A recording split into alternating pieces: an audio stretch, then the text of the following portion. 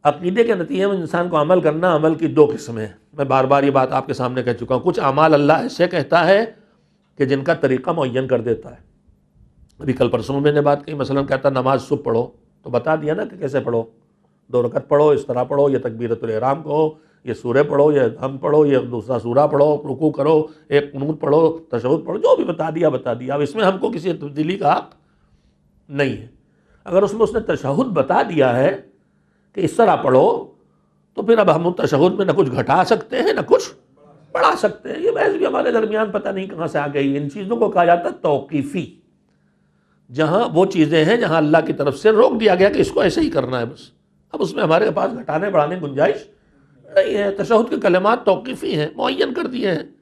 ٹھیک ہے کہ رسالت سے ولایت جڑی ہوئی ہے، لیکن آل محمد کہنے کے بعد اللہ نے بھی اس میں شامل کر دیا. آپ کیوں چاہتے ہیں کہ آپ کے لفظوں میں پہنچے؟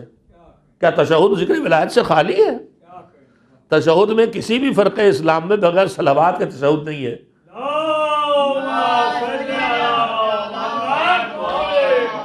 تو ہماری آپ کی ناسمجھی کہ ہم سمجھ رہے تشہد میں ولایت نہیں آئی ہے. صلوات آ گئی تو آل محمد آ گئی تو ولایت آ گئی. ایک صلوات بھیجے محمد والے. اور یہ وہی مسئلہ ہے جو ہم ابھی آپ سے پہلی مجلس سے کہہ رہے تھے کہ نص کے مقابلے میں کیا اجتہاد. یہ وہی والا اجتہاد ہے جو حرام ہے. اللہ نے یہاں منسوخ کر دیا تشہد. توقیفی اب جو ہے وہ ہے. خیر تو میں عرض کر رہا تھا کہ جو اللہ کی طرف سے عمل کا حکم توجہ دے. اب وہاں پہنچا جہاں کے لیے میں نے اتنی گفتگو چھیڑی تھی. جو عمل ہمیں کرنا ہوتے، چاہے واجبات ہوں چاہے مستحبات، وہ 2 طرح کے ہیں. حکم دے کے طریقہ معین، ہم کچھ نہیں کر سکتے. اچھا جو نیکیاں اگر آپ ان میں غور کریں تو بہت سی شرطیں ہر جگہ پائی جاتی ہیں. مثلا نیکیاں کرنے کی عمر کیا ہے؟ کا بلوغ. لڑکی 9 سال کی ہو جائے، لڑکا 15 سال کا ہو. اچھا چلیے صاحب ہو گئے تو اب کیا ہر وقت نماز پڑھنا شروع کر دیں؟ کہا نہیں، جب وقت آئے گا تب. تو دوسری شرط ہے وقت کی. ہم نے کہا اچھا وقت آ گیا تو انہوں نے کہا نہیں، بہت سی جگہوں پر خالی وقت آنا کافی نہیں ہے، خاص جگہ کی بھی ضرورت ہے. مثلا حج ہے، حج کرنے کے لیے خاص جگہ ہے، وہاں جانا پڑے گا. اچھا پھر کہا نہیں، خاص تاریخیں اور خاص مہینہ بھی ہونا ضروری ہے حج میں مثلا. تو بہت سی شرطیں ہیں اعمال میں. عام طور پر ان میں سے ایک شرط ہے بلوغ کی، ایک شرط ہے وقت آنے کی. بعض اعمال ہیں جن میں خاص تاریخ کی شرط ہے، خاص دن. نماز جمعہ ہے تو جمعہ کو ہوگی، دن کی شرط ہے. ظہر ہے تو ظہر کے وقت ہوگی، وقت کی شرط ہے. تو جتنی چیزیں اعمال ہیں ان میں طرح طرح کی شرطیں ہیں. کچھ اعمال اللہ نے ایسے رکھے ہیں جہاں یہ شرطیں کہیں نہیں ہیں. مثلا علم فریضہ حصول اس کا، مگر علم میں کسی خاص عمر پہ ذمہ داری نہیں رکھی گئی. من المہد، بلوغ کا انتظار نہیں ہے. کسی خاص جگہ مکے جا کے علم حاصل کرو نہیں، چین جانا پڑے تو جاؤ، جہاں ملے وہاں لے لو. اچھا عبادت میں نماز پڑھنے کھڑے ہو تو ڈھونڈ کے لاؤ امام جماعت، مومن بھی ہو، عالم بھی ہو، عادل بھی ہو. اور علم لینا ہے، کہا تمہارا کھویا ہوا قیمتی خزانہ ہے، جہاں مل جائے لے لو، چاہے اللہ کے منکر کے پاس ہی کیوں نہ ملے. تو نہ جگہ کی قید لگائی، نہ وقت کی قید لگائی، نہ عمر کی قید لگائی. یہ بھی تو نہیں کہا حج پیسہ لو ہو تب کرنے جاؤ، زکوٰۃ کماؤ تو نکالو، خمس بچاؤ تو نکالو. علم میں کوئی شرط نہیں ہے، غریب ہو تو بھی علم حاصل کرو، امیر ہے تو بھی علم حاصل کرو. تو کچھ فرائض ایسے رکھے جہاں اللہ نے کسی طرح کی قید رکھی ہی نہیں ہے. زکوٰۃ میں پیسے کی قید ہے، خمس میں بچت کی قید ہے، رمضان میں مہینے کی صحت کی قید ہے، حج میں جگہ کی، پیسے کی، سفر کی سہولتوں کی قید ہے، نماز میں وقت کی قید ہے، بلوغ کی تو کم سے کم قید ہے. ایک علم مجھے دیکھے ملا. اور اب جو میں نے غور کیا تو اللہ نے جو نیکیاں ہمارے ذمے رکھی ہیں ان میں ایک عزاداری ملی ہے. کہا بچپن سے ہماری محبت اپنے بچوں کے دلوں میں ڈالو. امیر ہو چاہے غریب ہو، آنسو تمہیں بہنا اس لیے کہ تم ہمارے ٹکڑے ہو. تو بلا قید اللہ نے جو جی میں ہمیں عطا کی ہیں ان میں سے ایک عزاداری رکھی ہے. اور جتنی شرطیں گھٹتی جائیں عمل کی گنجائش اتنی بڑھتی جاتی ہے۔ سوچو اگر اللہ نے عزاداری کے کچھ خاص طریقے معین کر دیے ہوتے، جو کل پرسوں بھی میں نے بات کہی تھی، تو ہم کتنا مایوس ہوتے۔ جلوس کا طریقہ نہیں اپنا پا رہے، ایک نیکی چھٹ گئی، فرش ادا بچھا کے مجمع نہیں لگا پا رہے، کا کوئی بات نہیں ہے، ہم نے تمہارے ہاتھوں میں طریقہ دے دیا ہے۔ بڑے مجمع چھوٹ گئے تو پوری دنیا میں چھوٹے مجموع کی مجلس گھر گھر کر ڈالو۔ بڑے جلوس ختم ہو گئے تو ہر گھر میں 4 آدمی کھڑے ہو کے لوحہ پڑھ کے ماتم کر کے گھر گھر سے جلوس نکال ڈالو۔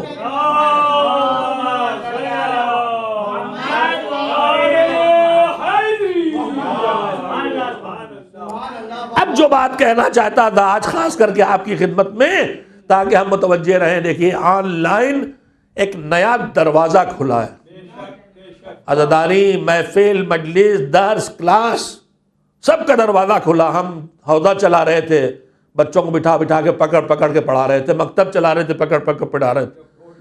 اب جب چھٹی ہو کے چلے گئے تو سوچا کہ انہیں ایسے ٹہلنے دیں، پھر گلی ڈنڈا کھیلنے دیں۔ ہم نے کہا نہیں، آن لائن کی عقل آ گئی، اور الحمدللہ آج مکتب بھی آن لائن چل رہے ہیں، حوضہ بھی آن لائن چل رہا ہے، مجالس بھی ہو رہی، تو اللہ کی رحمت ہی تو ہے۔ ہمیں لگتا پیٹے گئے ہیں اور وہ جانتا پیس کے نکھارے جا رہے ہیں۔ اب جو کہنا چاہتا ہوں، دیکھیے جو آن لائن جو کچھ ہو رہا ہے، اس کی ہے کچھ خوبیاں اور کچھ ہیں بے توجہی کے نتیجے میں خرابیاں۔ خوبیاں یہ ہیں کہ اس میں ہم جس وقت چاہیں مجلس موجود ہے۔ باقی اگر میں امام باڑوں کی مجلس تھی جو اس کا وقت ہے اسی میں جانا تھا، ہم اس وقت مشغول تھے، دکان پہ، کاروبار میں، نوکری میں، ملازمت میں، کہیں بھی۔ اب اس کی مجبوری ختم ہو گئی، جس وقت چاہیں مجلس ریکارڈڈ لائیو، کوئی نہ کوئی ملنا ہی ملنا ہے۔ ہمارے پاس وقت کی کمی کی گنجائش ختم ہو گئی۔ جب وقت تم کرو تب تمہارے سامنے موقع موجود ہے۔ جو یہاں تک نہیں آتے تھے پیغام ان تک پہنچ رہا ہے۔ جو کبھی امام باڑے نے اشارتاً آپ سے کہا تھا کہ یہ بھی ایک رحمت پروردگار ہے، امام باڑوں میں ہم ہی بیٹھتے تھے آ کے، اب گھروں میں تو سب بیٹھے ہیں، ٹی وی گھماتے گھماتے کبھی چینل بدلتے بدلتے ہی ون پہ رک جاتے ہیں۔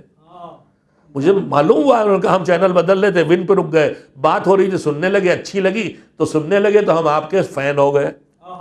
اب اہل بیت کی بات جب کانوں میں پہنچ جائے گی تو فین تو ہونا ہی ہے۔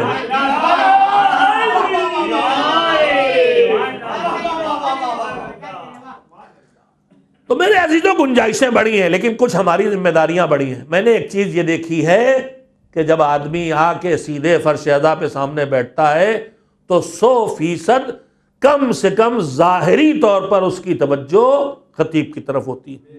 اگر جو اس میں بھی ہم خطبہ کو بڑا تجربہ ہوتا، جتنی بار یہ دروازہ کھلے گا اتنی بار آپ سب ادھر مڑ کے دیکھیں گے۔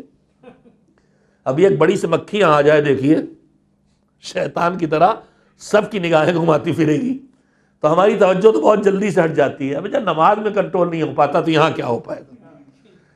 لیکن نماز میں تو پروردگار سے بات ہوتی ہے، وہ تو سامنے نہیں ہوتا۔ یہاں تو خطیب بھی بے مروت بیٹھا ہوتا، وہیں ٹھوک دیتا ہے، اے کدھر ہو؟ ذرا آپ کو اونگتے دیکھا، کہا ایک صلوات بھیج کے جگا دیجیے جو سو رہے ہیں، حالانکہ آپ ہی سو رہے تھے اس لیے آپ سے کہا تھا۔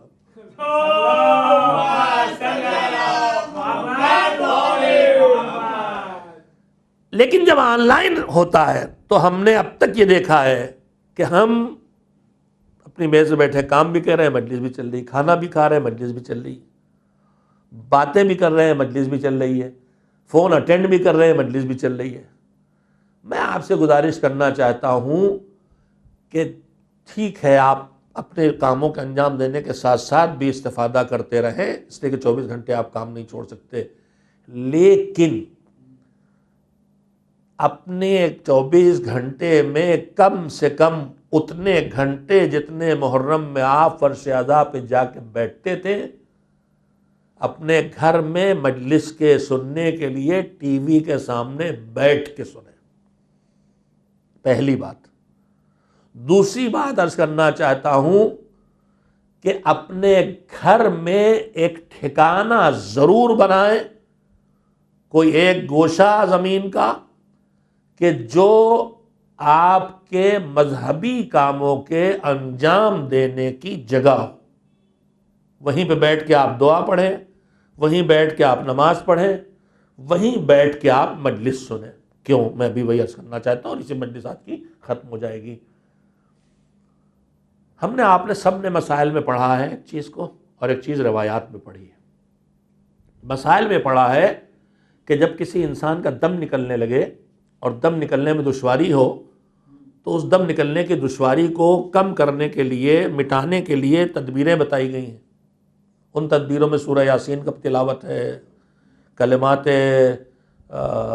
یاد نہیں رہے کہ اصطلاح لا الہ الا اللہ الحلیم الکریم والے کلمات، جس کے شبیہ کلمات ہم قنوت میں پڑھتے ہیں، ان کی تلاوت ہے، اس سے کلمات کو دہروانا ہے۔ ان کلمات کو سورہ صافات اور صف کی تلاوت ہے، سورہ یاسین تو معروف ہی ہے، اس کے علاوہ اور سورہ جیسے سہولت پیدا ہوتی ہے۔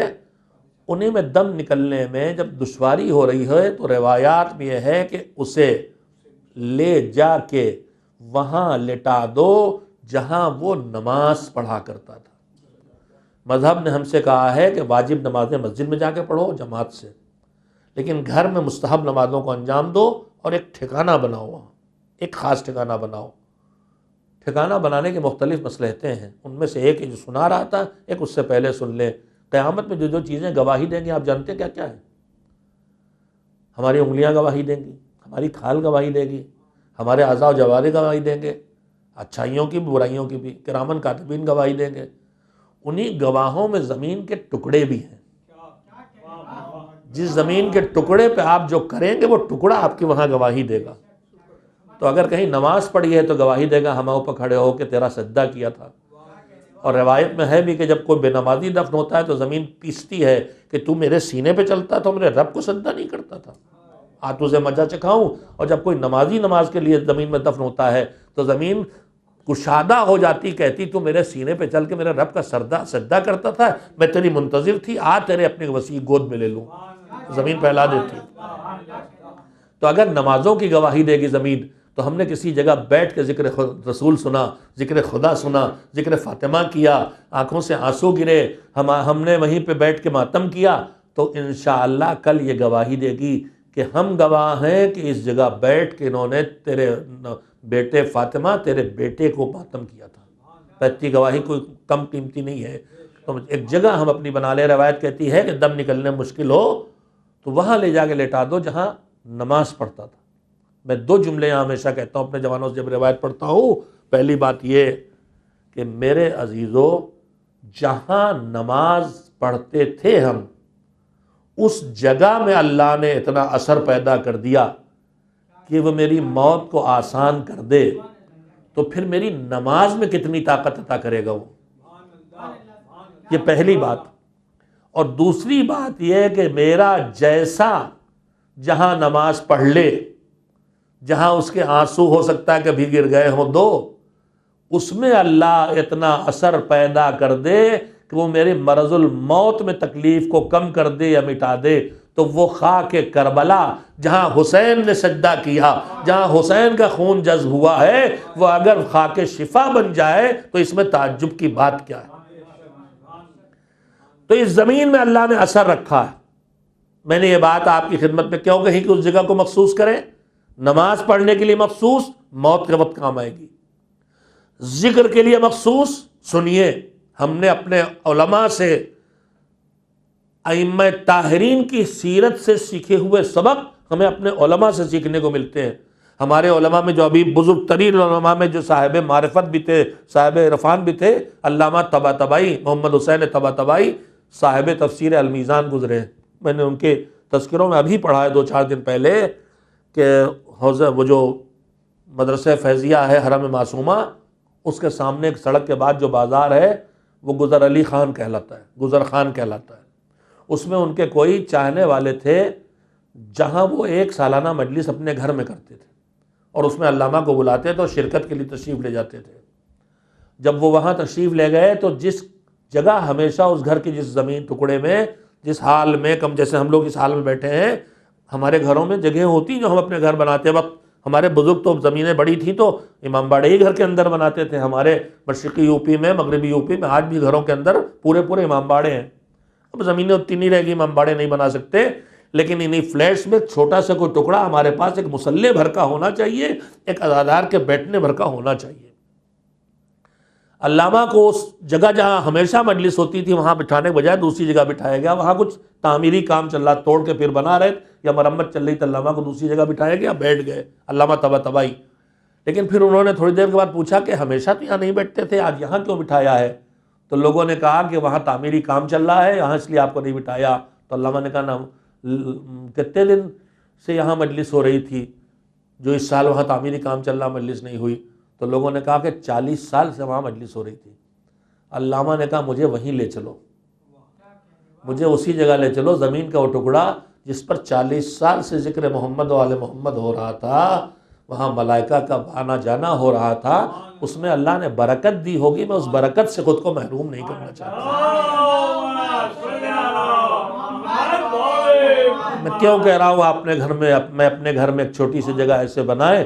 ہم نے مسلسل پڑھا ہے کہ ملائکہ اللہ کی طرف سے کچھ معینہ زمین پہ آتے ہیں، اور جہاں کہیں چاہنے والے آل محمد کے جمع ہو کے ان کا تذکرہ کرتے ہیں وہیں بیٹھ جاتے ہیں.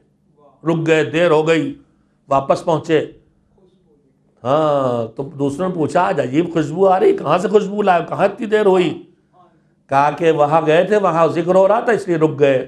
تو میرے عزیزو، اگر ہم چاہتے ہیں ہمارا گھر ان ملائکہ کی گزرگاہ بن جائے، ہمارے گھروں میں کسی زمین کے ایک ٹکڑے پہ رسول تشریف فرما ہو جائے، ان کی بیٹی لخت جگر تشریف فرما ہو جائے، تو ہمیں اپنے گھروں میں ایک چھوٹا سا ٹکڑا عبادت کے لیے بنانا چاہیے، جہاں ہم نماز بھی پڑھیں، جہاں ہم کتابیں بھی مذہبی رکھیں، جہاں ہم عبادت کے دوسرے وسائل بھی رکھیں، جہاں ہم مجلس کا انتظام بھی کریں، جہاں بیٹھ کے ہم مجلس سنیں. اس سے ہم خود بھی بہت کچھ برکتیں حاصل کریں گے، اور ہماری اگلی نسلیں سیکھ جائیں گی ہمیں دیکھ کے، جیسے ہمارے بزرگوں نے ہمیں سکھایا، احترام اعضاء سکھائی، احترام تبرکات اعضاء سکھایا، ہمیں عالم کا احترام، ہمیں تزیح کا احترام جو منسوب ہم نے ان کی طرف کر دیا ہے. جب ان کا احترام ہمیں اس طرح سکھایا جائے گا تو جو خود اللہ کے منسوب کر دی ہوئی حرم مطہر ہیں وہاں ہم جائیں گے تو ہمارے اندر سلیقہ ہوگا کہ نہیں ہوگا. نئی نسل کو تربیت کرنا ہے تو اپنے گھروں کو عزا خانہ بناؤ. عزیزو، بس میں نے آج کی زحمت آپ کو یہیں پہ ختم کی. میرے عزیزو، میں نے اس دن جب یہاں ایک سپہر کو مجلس پڑھی تھی تو میں بڑی دیر تک اسی بات پہ لرزتا رہا. سننے کے لیے اس وقت کوئی نہیں تھا، پھر لوگ آ گئے. میں لرزتا رہا کہ مجمع کوئی نہیں تو ہم بے چین ہو رہے، لیکن پھر تصور میں آیا کہ یہیں کہیں تو رسول اللہ بھی بیٹھے ہیں، یہیں کہیں تو فاطمۃ الزہرا بھی بیٹھی ہیں. بڑا سخت کام ہے، مگر انہی کے کام کے لیے حاضر ہوتے ہیں، اور انہی کی دی ہوئی توفیق ہے جس کے سہارے حاضر ہوتے ہیں. ایام عزا شروع بھی ہوئے اور ڈھلان کی طرف آ بھی گئے. 5 محرم گزر گئی، 5 محرم گزر گئی، یعنی وہ تاریخ بس نزدیک ہے جب حسین کے خیموں سے ننھے ننھے بچے الاتش الاتش کی صدائیں بلند کریں. میں نے کل پرسوں آپ کی خدمت میں بار بار بات کہی ہے کہ 5 محرم سے حسین کے خیموں پانی آنا رک گیا تھا. پانی آنا رک گیا تھا 5 محرم سے. 7 محرم کو پانی ختم ہو گیا. 7 محرم کی صبح سے سب پیاسے تھے، اور اتنے پیاسے تھے. ابھی پچھلی مجلس میں نے پڑھا کہ جناب زہیر پانی لینے گئے تھے 7 محرم کو، پانی نہیں ملا تھا، مگر زہیر نے کہا تھا میں نے دیکھے بچے پیاسے ہیں اور بہت پیاسے ہیں، اور اتنے پیاسے ہیں کہ اگر انہیں پانی نہ ملے گا تو مر جائیں گے. اسی فقرے سے میرے ذہن میں بے چینی آئی تھی کہ زہیر تم نے یہ کیفیت جو بیان کی ہے یہ تو تم نے محمد باقر کی کیفیت بیان کی ہوگی، سکینہ کی کیفیت بیان کی ہوگی، فضل ابن عباس کی کیفیت، جو چھوٹے چھوٹے بچے ہیں جو جب چچا عباس گیا ہے تو اس کو حلقے میں لے کے آئے ہیں، جو اپنے پیروں پہ چل رہے ہیں، جو 3 سال 4 سال کے ہیں، جس میں مسلم نے اور سجا کا بچہ بھی شامل ہوگا. تم نے ان پیر پہ چلتے بچوں کو دیکھا. جب تم نے انہیں دیکھا ہے جو 3-4 سال کے ہیں، ان کے لیے بھی کہہ رہے ہو کہ پانی نہ ملا تو مر جائیں گے، تو میرا وہ 6 مہینہ کا آقا زادہ، وہ رباب کا پھول، ارے جب 5 سے پانی نہیں ہے تو سکینہ کے لیے، باقر کے لیے، بچوں کے لیے، سکینہ کے لیے، بچوں کے لیے حسین نے پانی کب سے پینا چھوڑا، زینب نے پانی میرے اصغر کے لیے پانی بچ جائے، رباب نے کب سے پانی پینا چھوڑ دیا. اور جو چھوڑ دیا ہے تو اب 7 محرم کی صبح آئی ہے تو نہ پانی ہے نہ ماں کے سینے میں بچے کے لیے دودھ فراہم ہے. غش کے عالم میں آ گیا 4تھا دن ہے عصر عاشور کا. حسین اکبر کے جنازے کو کلیجے سے لگا کے بچوں کے سہارے خیموں تک پہنچا چکے. اب کوئی نہیں ہے کہ جو حسین کی مدد کو آئے. پھر بھی پہنچے لشکر یزید کے سامنے، بلایا، ہمارے خون سے اپنے ہاتھوں کو رنگین نہ کرو. گفتگو تمام کی، حجت تمام ہوئی، پھر بھی آواز دی، حل من ناصر یا رسول اللہ. ارے اکیلا ہوں، کوئی ہے مددگار؟ فریاد کر رہا ہوں، کوئی ہے میری فریاد کو پہنچنے والا؟ چاروں طرف نکلے، لاشوں پہ خیموں کی طرف مڑے. تمہیں کیا ہو گیا جواب نہیں دیتے؟ کہ ایک مرتبہ خیموں سے بیویوں کے گریے کی آواز میدان تک پہنچ گئی. تیزی سے گھوڑا دوڑاتے ہوئے آئے. زینب ابھی تمہارا بھیا زندہ ہے، یہ اتنا بے چین ہو کے کیوں گریا ہو رہا ہے؟ کہ آواز لشکر تک گئی. کہا بھیا ابھی تم نے جو سنائے حلمین بلند کی، تمہارے آواز کی بے بسی نے اصغر کی نیند توڑ دی. غش کھا کے بچے نے تڑپ کے جھولے سے گرا دیا. اب کسی گود میں چین نہیں لیتا. حسین سمجھ گئے میرا لال مدینے سے جو وعدہ کر کے چلا تھا اسے پورا کرنا چاہتا ہے. لا میرے بچے کو دو، شاید کوئی رحم کھا کے پانی پلا دے. رباب للے سے کملائے ہوئے پھول کو گود میں لے کے آئی، حسین کی آغوش میں دیا. حسین نے ہاتھوں پہ لیا کملایا ہوا پھول، سمیٹ کے لے کے چلے. تیز دھوپ نکلنے سے پہلے ابا کا دامن ڈالا کہ دروازے پہ رباب ماں پہنچ گئی بھیا کو آخری نظریں دیکھنے کے لیے. ہم نے آپ نے سب نے سفر کیا جب تک ہماری مائیں زندہ تھی. ہماری ماں دروازے پہ آگے کھڑی ہو جاتی تھی آخری نظر دیکھنے کے لیے، اور رو روتے رخصت کرتی تھی جب کہ پتہ نہیں پھر آئے گا پھر آئے گا.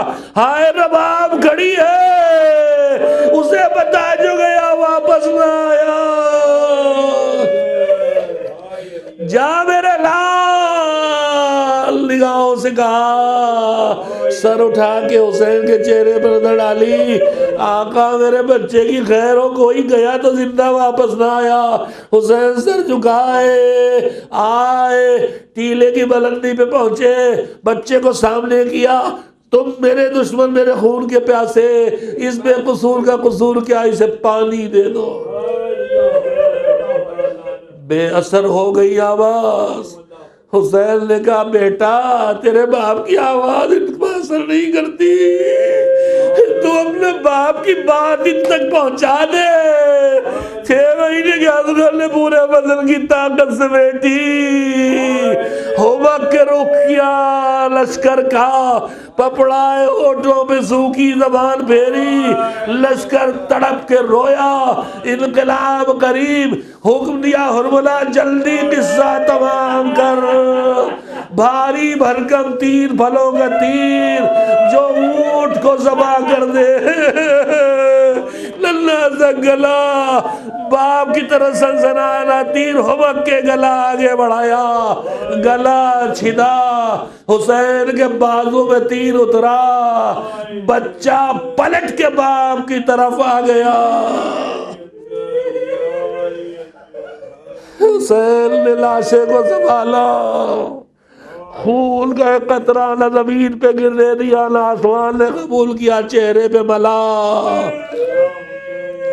ایک امتحان دے چکے تھے، اس سے بڑا امتحان مولا اکبر کے کلیجے سے برچھی نکالی مشکل کام تھا، مگر دونوں ہاتھ برچھی پہ تھے، لاشا زمین پہ.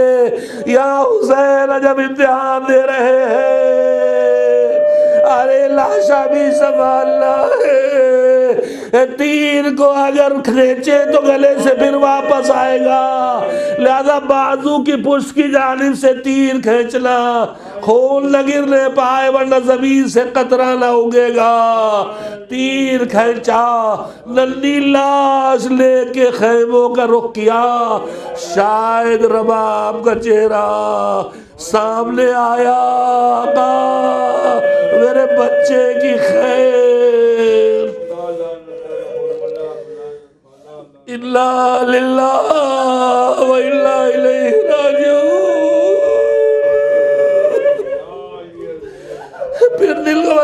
کیا رضل میں قضائی تسلیم الامرے. چل مرحلوں سے گزر کے خیمے تک پہنچے رباب. لے جا اپنے لال کو، لے جا اپنے لال کو. ابا سے پہلے بہن دوڑ کے آگے میرا بھیا پانی پی کے آ گیا کیا؟ ارے ابا کا بیٹا ابا بھی پہنچ گئی تھی. دہشت زدہ نے کہا میرے لال تیرے جیسے ایسے ذبح کر دیے جاتے ہیں. حسین نے امتحان اوڑ دیا. پشت پہ آئے، ننھی سے قبر ذوالفقار سے گودی، ننھی سے لا دفنائی. ارے پھر اس کیفیت کو شاعر کربلا نے کہا ننھی سے قبر کھود کے اکبر اصغر کو گاڑ کے شبیر اٹھ کھڑے ہوئے.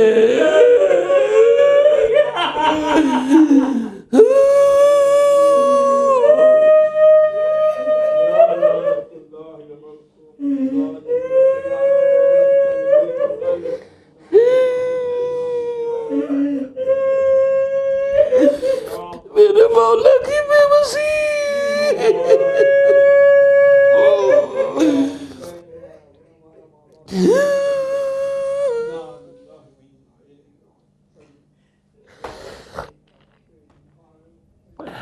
وَسَيَعْلَمُ الَّذِينَ ظَلَمُوا أَيَّ مُنْقَلَبٍ يَنْقَلِبُونَ. ماتم حسین